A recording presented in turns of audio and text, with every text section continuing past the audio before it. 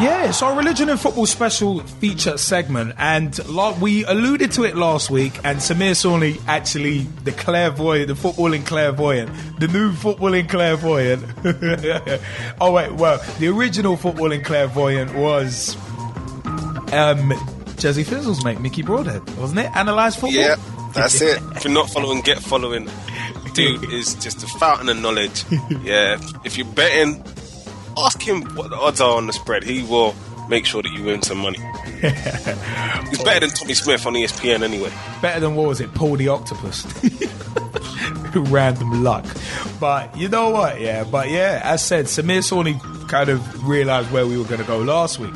And basically, Quebec Soccer Federation defends turban ban from the... You know what, before we go into that, a big hello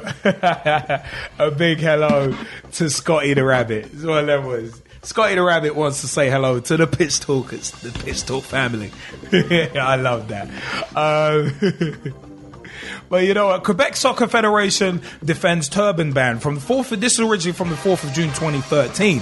Quebec Soccer Federation has defended a turban ban for players in its youth leagues, saying Sikh boys can play in their backyard. On Monday, a spokeswoman for the group said turbans were a safety hazard. Canadian Sikh organisations estimate the ban has stopped 200 children playing in federated leagues this year. The World Sikh Organisation of Canada said it was deeply saddened by the unreasonable decision. The decision to uphold the ban comes despite a ruling by the Canadian Soccer Association allowing hijabs, or as Islamic headscarves, as well as turbans on the pitch.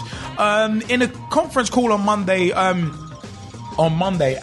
this time, Brigitte Frott, the general director of the Quebec Soccer Federation, was asked what would happen if a 5-year-old Sikh player were to register to play with his friends. They could play in their backyard, Miss Frott said, but not with official referees, not in the official rules of soccer. They have no choice.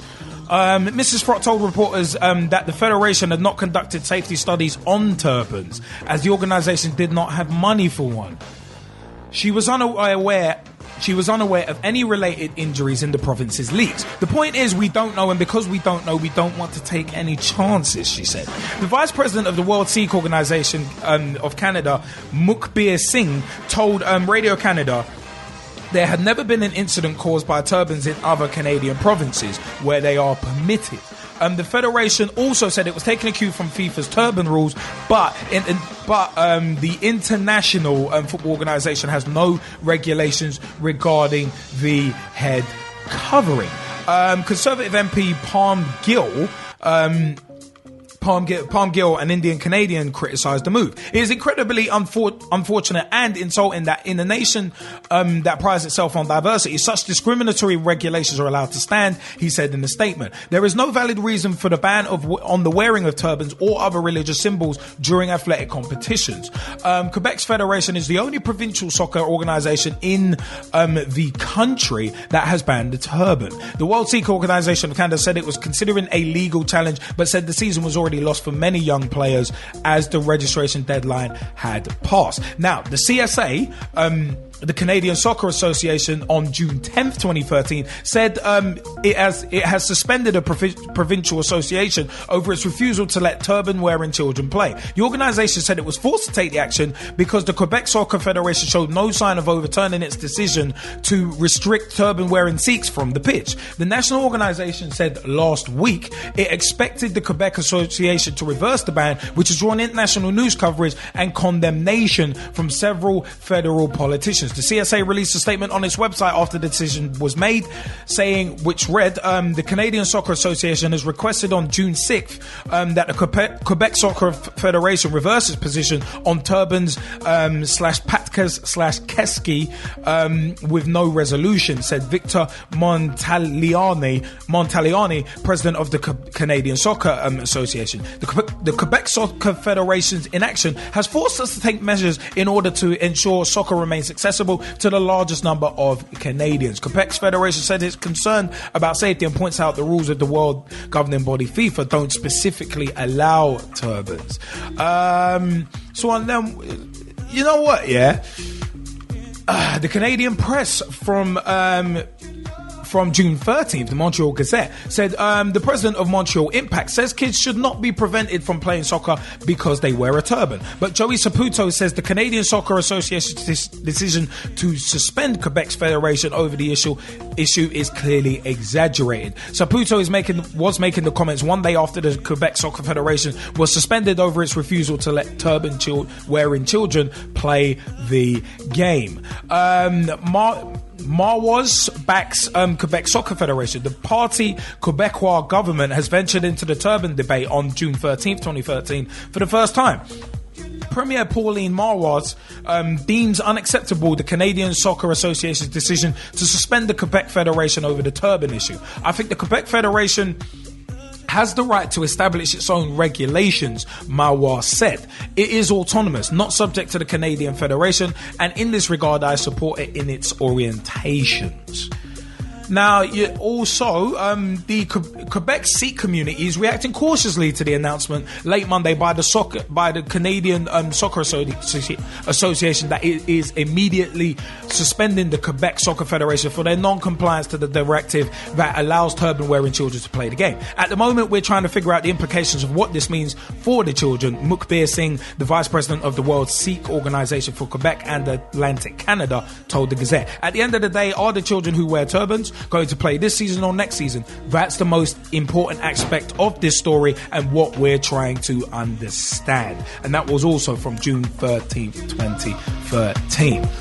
You know what, yeah? Quite a big issue here and a lot to take in. Now, the fact of the matter is, for me, the Quebec Soccer Federation banning turbans based on FIFA having nothing in their regulations specifically allowing turbans. You know what, yeah? If FIFA don't have a regulation that specifically allows the wearing of turbans, then you've got no real cause or no real reason to ban them. Because just because someone doesn't just because there's not a specific rule against something doesn't mean it's not wrong. So it's one of them ones. At the end of the day, for me, and also one of the things that actually frustrates me about this whole thing, I'm not Sikh, I'm not claiming to be, and I don't wear a turban. I'm not claiming to wear a turban either. But at the end of the day, one of the lines in particular was the fact that Bridget Frott, who is the Director General of the Quebec Soccer Federation, said to reporters that the Federation had not conducted safety studies on turbans as the organisation did not have money for one, and she was unaware of any related injuries in the province's leagues. Miss Brigitte Frott, I'm sorry, but you've made a really moronic decision here. Because if your federation has not conducted safety studies on the safety of turbans, then why are you banning it? If you've got no proof, and if you don't know, you're unaware of any related injuries related to the wearing of turbans, then why are you banning them? Why are you doing that? If you've got no proof, isn't it supposed to be innocent until proven guilty? You've basically done guilty until proven innocent. There's never been. I'm unaware of any sort of related injuries to turban wearing during athletic activity. So why are you banning them? Why? To me, it's like, why in the blue hell are you why in the blue hell are you banning something if you've got no proof that it's bad? Man, it's one of them ones. In theory, alcohol and cigarettes should be banned because especially cigarettes, because cigarettes are bad for people. They're bad for people who don't even smoke, but they're not banned. So turbans, and there's proof of that. People dying because of breathing in secondhand smoke and getting shadows on their lung and all that, and people having getting throat cancer off of cigarette smoking. You know cigarettes are bad, but why are they not banned? You have no proof that turbans are responsible for any sort of injuries at all. Miss Frott actually said she's unaware of any related injuries, and the Federation banning it haven't haven't even conducted any studies.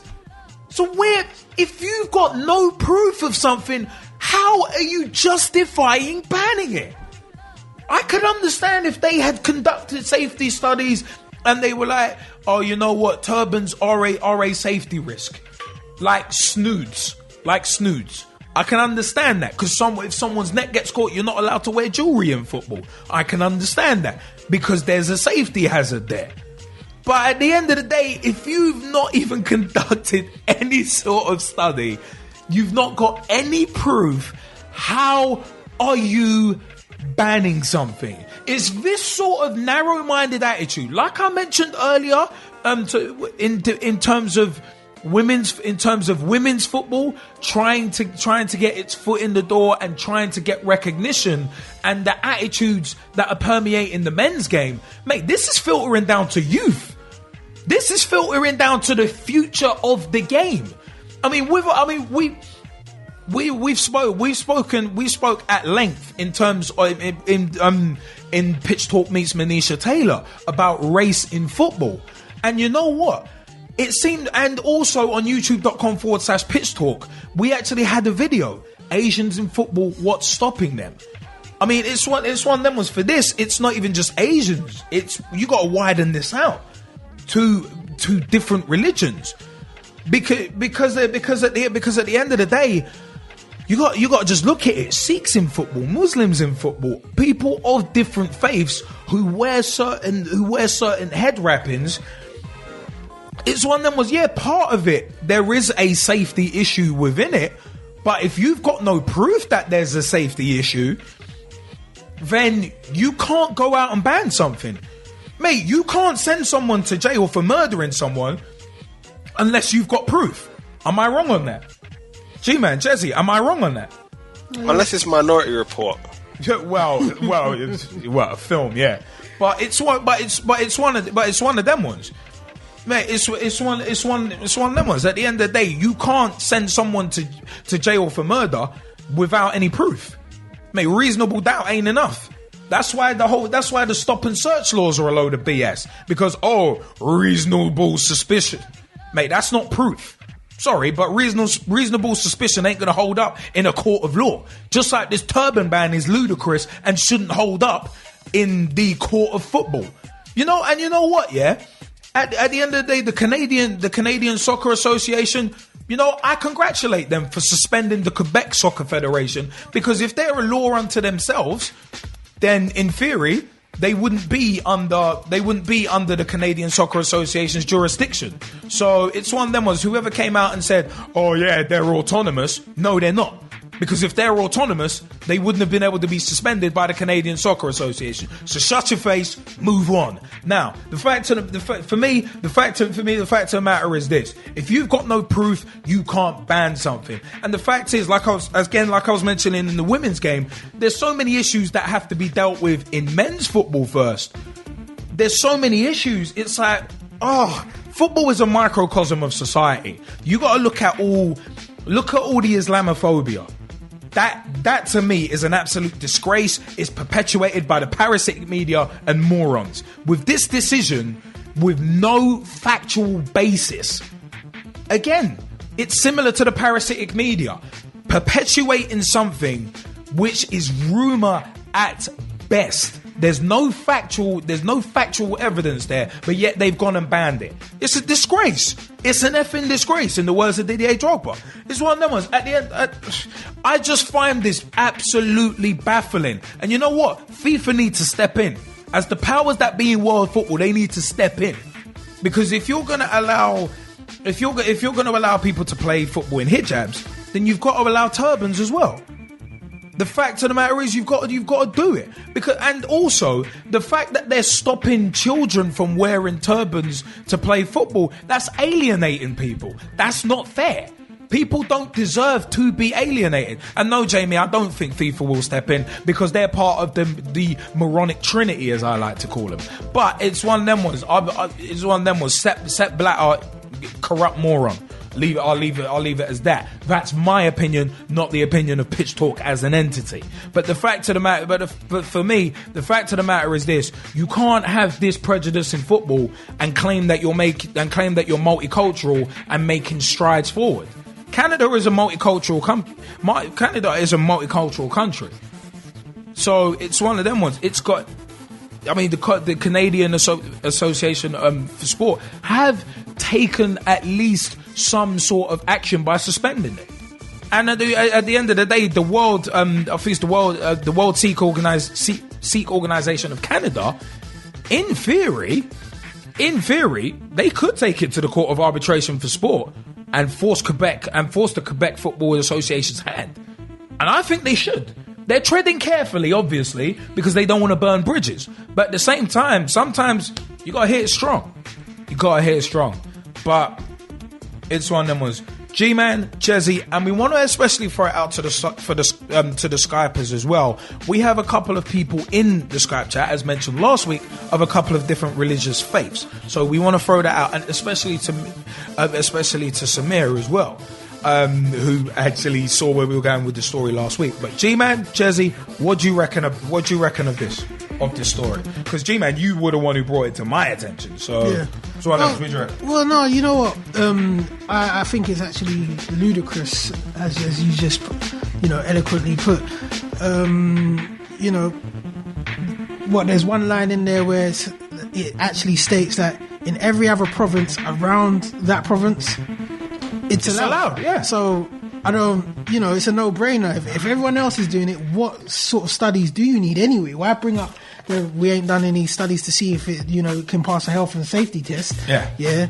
Or of what lines of that, of that gender. But yeah, it's like, everyone else is doing it. So what sort of studies are you trying to refer to? Why would you need to do studies in the first place if everyone else is, in agreement? There's no actual risk. No risk. All right.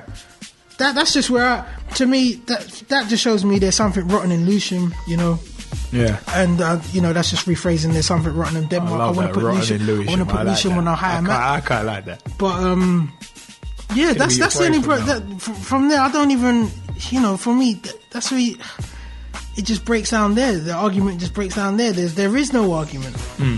That's just how I want to leave my point. It's just ridiculous. I mean, Gezzie, what do you reckon, man? I couldn't have said it better than the G-Man. And I think it's terrible that everyone else around them is allowing it. And, everybody else that's been participating in those areas is absolutely fine. If you want to use anything as a barometer, use that. I don't know why this is even an issue. Other than, the people at the top in the Football Association in that area, they have to be, they must just be prejudiced against turbans and wearing turbans in sport. Yeah. That's the only thing that makes sense, because if everywhere else is perfectly fine with it, and there's no reports of any, significant risk or substantial injuries or a number of injuries, what are we even talking about? Do you know what I mean? And yeah, I agree when you pointed out that, maybe the powers that be, FIFA should go and jump in and probably speak to the Council of Wisdom and see what they have to say about it. But for me, I'm surprised that this is even news, right? Because they shouldn't even be having that discussion in the first place. And I tell you what should happen: anybody involved in that decision, they should be fired straight away. Yeah. There's no takesy backsies. Yeah. There's no crossing the fingers or anything like that. You're done. Totally. Like, you cannot come back to this position or have anything to do with organisational football in Canada again. Yeah. Full stop. Yeah, because obviously you're disruptive and narrow-minded. I'm just like, how ignorant is that? Like, it's so ignorant, it's disgusting. And we're talking about football, needing to go and widen its reach, become a global game, become a global sport, and actually, be a part of youth culture. And one of the things that you want to go and do is stop that by saying, if you're wearing a turban, you can't go and play. What? Just to make it even more crazy, as you pointed out, if you can wear a hijab and play, I'm like, hang on a minute, isn't a hijab even more restrictive? Or am I looking at it differently? Well, yeah, I mean, I think so. So I'm like, well, if you're allowing a hijab, like, what? Like, where's the problem? No, definitely. Do you know what I mean? This is one of those, you know, you just say no, you drop the mic and you walk out the room. Yeah, just because everybody that's had anything to do with this in terms of trying to support this movement is an idiot.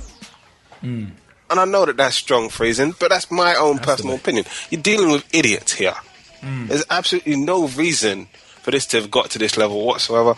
And as I say, if there is severe punishment coming to these people, they deserve it. They 10,000% deserve it, because this shouldn't even be an issue. Yeah. They should be saying, you know, it doesn't even matter what you wear. No. That decision shouldn't have even been made. As long as you're safe while playing the game, as long as, you know, you learn the fundamentals, all the rest of it. Listen, we want more people to get involved, full stop. Yeah, exactly. No matter what your race, religion or gender. It's one of them was you want more people getting involved in the game. Football's supposed to unite, not divide. Football's supposed to be a game of unification, not a game of division and derision. Come on, man. I don't get. Well, I'm very interested in hearing what the Skypers have to say about this. No, definitely, and we're going to throw this out to Samir first. Samir, would you, if you don't mind, would you like to tell us your religious orientation and also your view, of course? Yeah, I'm a Sikh as well, of something like 330,000 plus other Sikhs in the UK. And from my little bit of rudimentary research in the last few years with the work I'm doing, I think there's something like 500,000 Sikhs in Canada, which makes up something like over 21 million worldwide. That is 25 million Sikhs worldwide. So we're not talking about 2 or 3 people here that are being put on from a height. It's a large worldwide community. But I think the scary aspect is. And I'm, as far as I'm concerned, I'm English. I was born in England. I love this country. It's me. You know, I'm 33 years old. I'm not like some individual who believes in my colour comes first. I'm very aware of what my colour is and my ethnicity, but I'm embedded, and all the work I do, for those who don't know, I've been in football for 10 years. I've played at various levels. I've worked at a grassroots and professional level. I've brought through boys and girls of every colour and background that you can think of. But the scary thing that I kept saying in Skype chat, and I had a long talk with a lot of people about this at a Sikh level, and also just as a citizen of the world, which is how I see myself. That might be many things to many people. I love everything about every country I've been to, including the one I'm from. The thing that freaked me out was what idiot let it, and it was said earlier, let it get to this stage, that it was press released, and that I made a joke about it because it's so unfunny that it is funny. That was this some sort of like Friday afternoon chat where they only had 2 things on the agenda, and they thought, why don't we, it's not let's pick on the Sikhs, but let's do something to get ourselves in the spotlight, or we need to get rid of a few kids from this team, so why don't we do. Because there's no study, so straight away you've broken a few fundamental rules in any industry, which is if you want to make a decision, if you're a politician and you want a law, you have to create a study which involves members of the public, it involves professionals, and it involves a lot of white papers, i.e., a lot of work done around it. The second element, I am very much again agree, FIFA are not exactly guarding our game, unfortunately. They've got enough problems in their own backyard. But it shouldn't have got this far, because if the rules were set in stone, and I'm not talking about the ban, I'm talking about if these associations were made aware on a regular basis, and that's like, say all of us have our own jobs. By day I'm a PE teacher, and everything else I do in terms of delivering my other community work with Motivate is, in top. But we're professionally developed. We have constantly people at the top of our industry coming and working with us and explaining to us what the do's and don'ts, be it health and safety, be it community cohesion, be it behaviour management, right? Yeah. So FIFA, in that sense, are meant to be the top of this messed up tree, who are meant to be going and telling these associations, this is what they should do, not what they do, to tell them, look, these are the rules, these are the regulations, are you adhering to them? Can we do a bit of quality assurance? Actually, we're not going to tell you, we're just going to turn up like drug testing. They give you a warning they're coming, but that's it. I don't see that happening. I don't see associations. The only time you see associations being told is when their fans have gone a bit loopy during matches and they give them some paltry £10,000 or $10,000 or €10,000 fine. When you've got racism like what happened to the under-21s when they were over in, where was it? Was it Montenegro?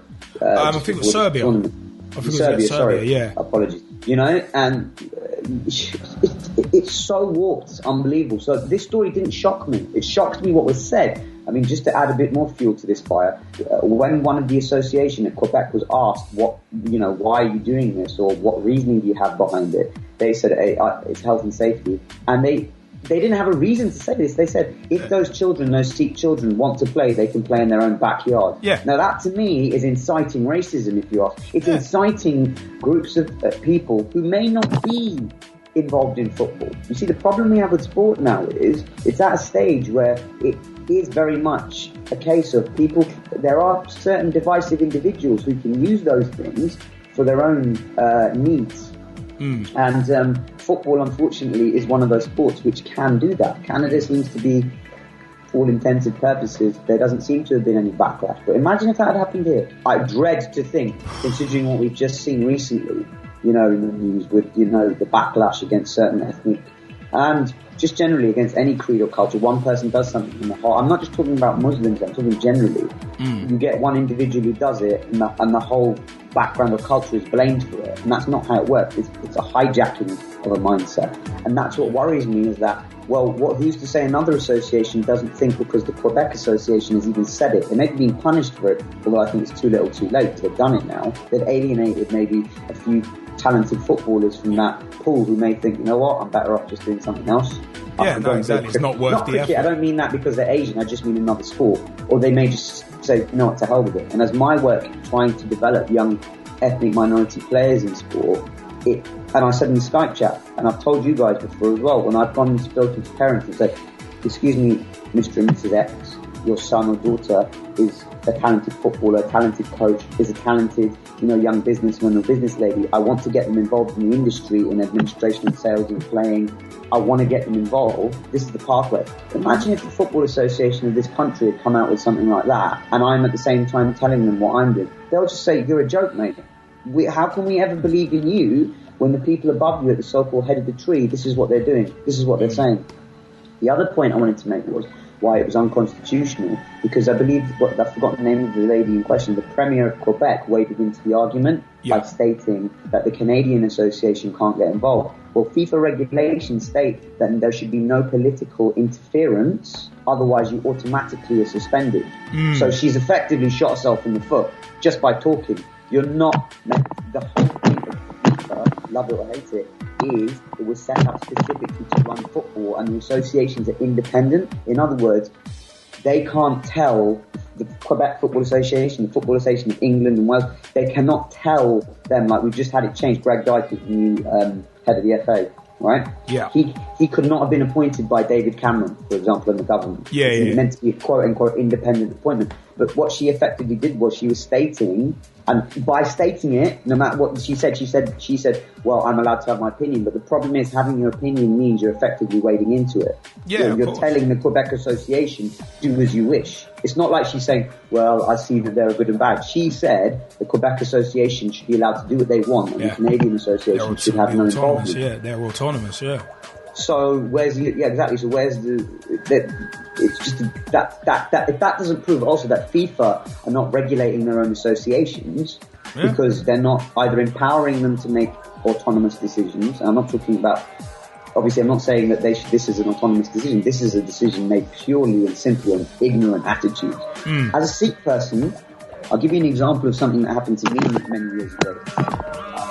I don't have an issue with this. I don't wear a turban. I cut my hair. My parents gave me. I grew up in the 80s. I went to a Catholic school. They said, listen, and this was before the days when, you know, schools couldn't say yes or no. Schools would say, you cannot come into our school. It was a private Catholic school. They said to me, listen, to my family, you know, you're not going to be able to come in if you've got a turban. They decided, listen, it's a chaos. Let him have his education, and I have to say it worked out well for me. Not everyone's like me. I was playing football in the late 80s, early 90s, and I wear, those of you know that Sikh culture, something called a kara, which is like a silver or gold bangle, which denotes your religion. And obviously, straight away, I was explained to me that at primary school level, to a sense acceptable, I started playing obviously competitive football at a decent level, so you're going to have to take that off. And I went home and asked my family about this. I mean, I didn't play that game. And again, my family are very, you know, open-minded. They said, listen, it's your decision, son. You decide if you can, you know, justify that to yourself. We have no issue with that. I decided to take it off. And even now when I play soccer now, occasionally football or even other sports, I will take it off because I can see the health and safety risk in that. Yeah. Yeah. It's a steel band for all intents and purposes. It's like a watch. You know, and I am slightly different. I believe that my religion is inside me. I don't need to wear certain aspects of it. But if somebody wants to wear a turban, whose business is that except theirs? That's no one else's business. And until somebody tells me, in fact, there's been safety investigations into just heading the ball full stop. In other words, that it could be, you know, the brain damage type things, you know, down that road, that heading the ball over a period of time. But until somebody puts a turban on and says, we've studied it for 5 to 10 years, it's no one else's business. So they need to go back, the Quebec Association, anyone else who has this idea. It's like you said with Muslims, with, say, Christians who want to wear a crucifix, or Catholic, or whatever. Until there's proof. Now, there's racism on every angle, and I'm not levelling this because I'm Sikh and wanting to have an opinion. I'm just saying, and I said it in the Skype chat, it gives me quite a lot more interest. But then I'm a determined person. I see stuff like this as an interest to push me on, to embarrass those people and to show them that a turban, or the way, if you're a Jewish person, the way you know, the things you may wear, or if you're a Catholic, the beliefs you have, or if you're Muslim and you need to have certain periods on a Friday, you have your Friday prayers, or you're having your Ramadan, you know, what business is that of somebody if the club and the player have a private agreement? That actually shows that the association has no actual ability to understand what's going on at grassroots level. The Chelsea Asian Star program, for those of you who know or don't know, which Chelsea FC every year go out and specifically have a day of events based around promoting football to the Asian community, but also looking for some talented players who are offered a chance at one of their development/academy centres. They've had players with turbans that have won it several years in a row. So what does that say? Chelsea don't know what they're doing? I mean, whether or not we agree with how players are developed at a youth level in this country, again, people who know me know I've got very strong opinions of what I think is going wrong. But it can't be, it just smacks of lunacy. It smacks of a huge amount of jingoism. I almost don't think it is racism, because I actually think if it was, there'd be some sort of, although I think racism at its heart is a very, you know, negative concept. Racism doesn't make sense to me because I'm not racist, if that makes sense. Yeah. But this just came across as people just almost trying to make an idealistic point that football, you have to look a certain way, you know, you have to have your hair cut a certain way, you have to wear your shirt a certain way, you can't wear a turban, you know, you're different. If you're not one of us, you're one of them. Well, it's idiocy. It's a version of racism, but it's almost a bit like they're stuck in some backwards, bygone era and the whole world is leaving them behind. But it's scary because you will get people. I was reading some forums just this evening to do a bit of research for us both on it. And as you know what some forums are like, it was quite shocking, some of the stuff I was reading. That whole trolling, you know, people just using it as an excuse to just make comments about people with turbans. I just sat there and thought, seriously, there's a minority, but there's still a lot of ignorant people in the world. And all these idiots have done it. They've given those people a platform. So they've embarrassed the Quebec community, they've embarrassed Canadian football, and they've embarrassed I would probably say FIFA as well by proxy, because at the end of the day they've shown up FIFA to not be able to keep their own house in order. But to sort of end my long point, I think the only thing I would say is to anyone listening to this and to all of you guys as well, it's not going to stop people like us. It's not going to stop me, and it's not going to stop anyone that genuinely believes that we can make a change. And when I say it, I'm not saying this as an Asian football coach or an Asian guy who owns a football coaching company. I'm saying this as a human being. That as far as I'm concerned, and you've said it before, football is a global game. Eventually these things have to be stamped out of the game. If that means that individuals have to stand up, without fear, and actually say, we are walking away, like the way there was a lot of anger around the way the World Cup, the Qatar World Cup is handled, for example, and the Russian World Cup.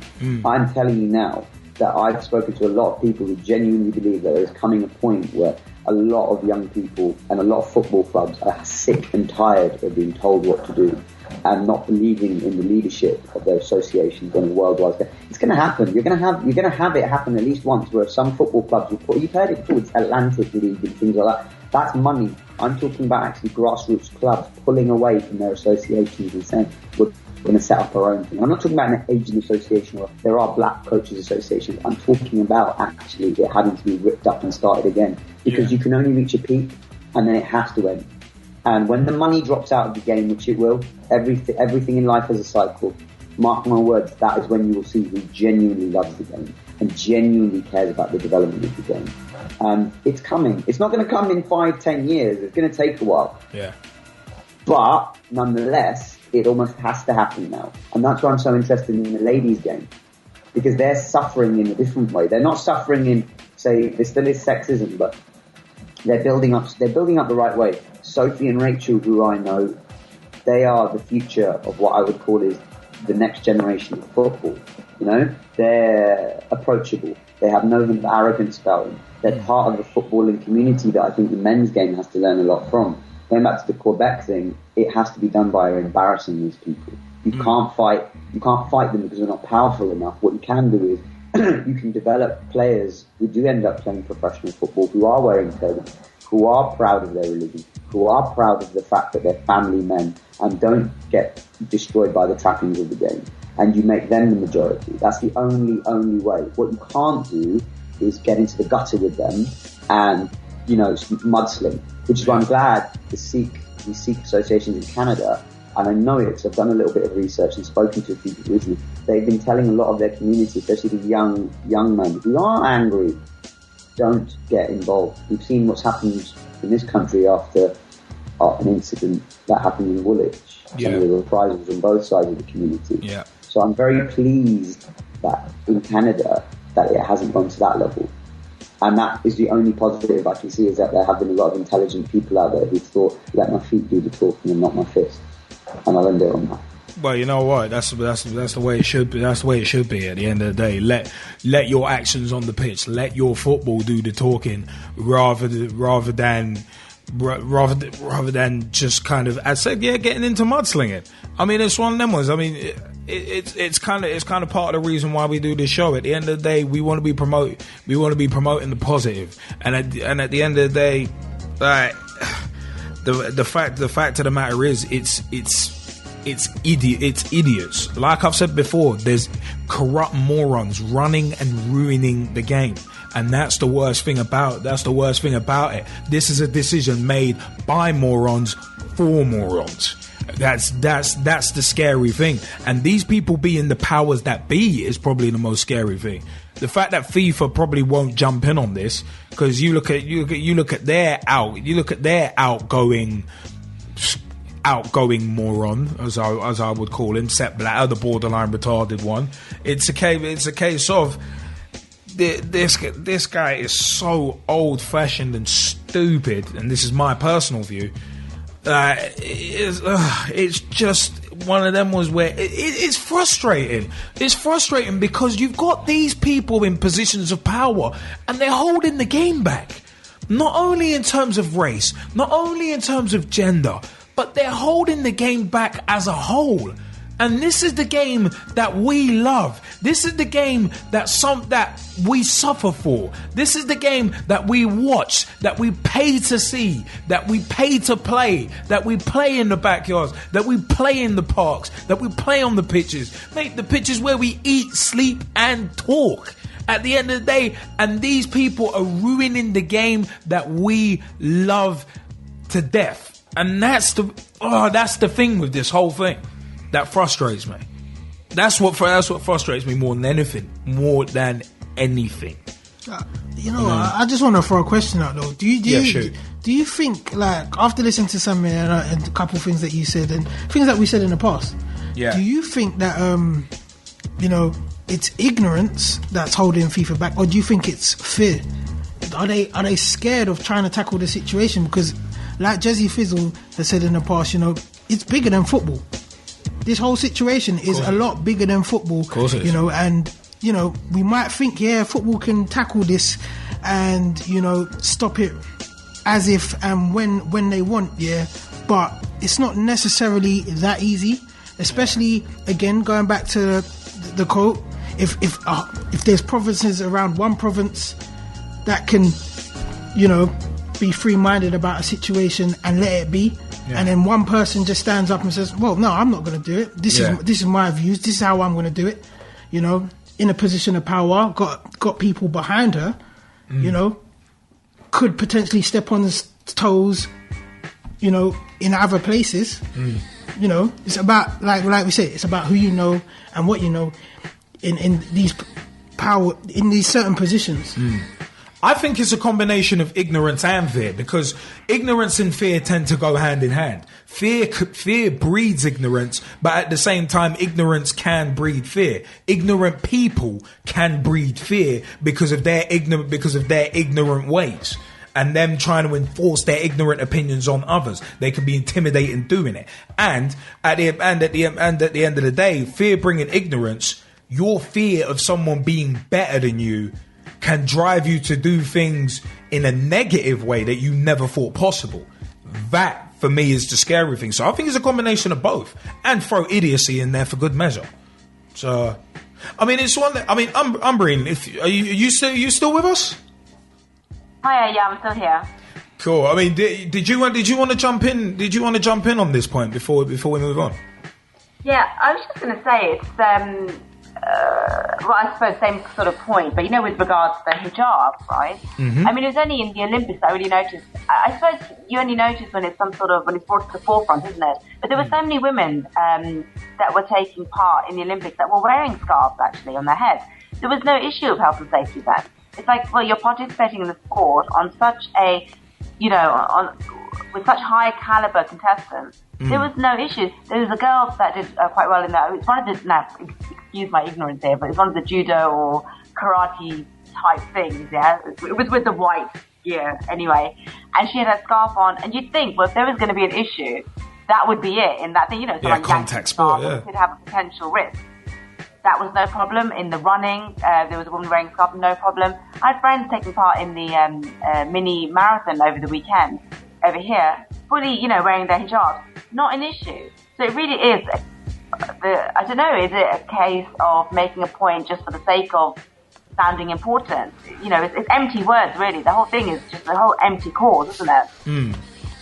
No, it's true. It's true. I mean, this shouldn't, like Gezzie Fizzle said, this shouldn't even be an issue. But it's the fact that it's just that whole slap in the face of, we've made a decision like this with no factual evidence, and then they say that, and then they have the nerve to say, they could play in their backyards if they want. That is so dismissive. Like, it's such a dismissive. It's one of them was Ms. Frott said they can play in their backyard, but not with official referees, not in the official rules of soccer. They have no choice. Correct me if I'm wrong, but isn't the Western world supposed to be a goddamn democracy? This is the scary thing about it. The Western world is supposed to be a damn democracy, and this is basically a dictatorship. You have no choice in the matter, and it's just it's the fact that they're slapping. I'm not even seeking. I find this frustrating. You're basically slapping someone in the face and telling them to like it. It's to say you can play in your backyard, and you ain't got a choice, man. It's one of them ones, man. It's not on. It's not on. And I'm glad that there are people like us here on the Skype chat, like Samir, like Umbreen, and others who are willing to speak up about it and ain't gonna. And it's like, well, it's one of them ones. We're not gonna take it. because nobody should take that sort of prejudice. No one should.